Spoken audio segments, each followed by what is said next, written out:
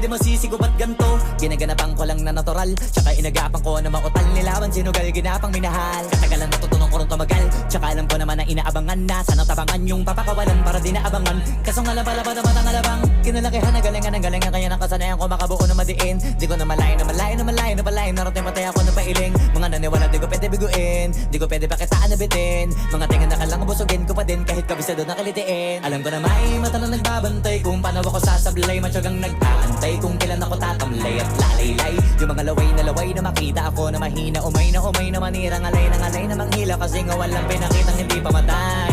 Na napasarap mag-rap ang daming nagbago mula nung kilalanin ng tao. Daming nagtulak sa'kin, palaging maging ganado, palaging takado, pag kumalaw palaging planado.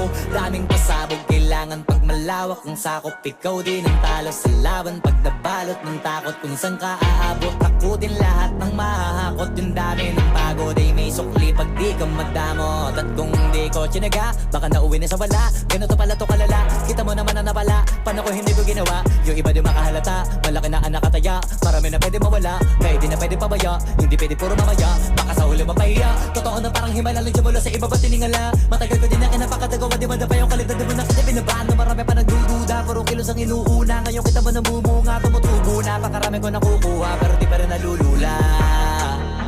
Tas sa ugali wala pa rin binago, tao pa rin pag umaharap sa tao. Pero pag usapang rap pa, iba ko literal na may bago kong naabangan sa tuwing may ilalabas na bago. Yan ang ginawang pambawi sa nakikinig palagi, para mas lalo sila ganahan na yung mga bago ko hanapin. Yung iba naman nabababawan, pero di na para atupagin. Di kasi nila maunawaan na yung bulsa ko pinapalalim. Kahit pa paano naman naganap ako paunti-unti, gumalaw ng pino, hindi maitatanggi. Iba di na laking munti, pila may anting-anting sa galing may malayong kuting na naging kambing sa dami ng hinahin na putahe. Pwedeng akalaing malaking kantin. Yung iba nakahalata na sa pangalan at plaka, nagiging malala bigla, lalo pag babaliktad na bignasa. Pag gumagawa, ginagawa, magagawa, maiba lang ang lasa. Para maipakita ko din na din ako gumagawa na basta-basta.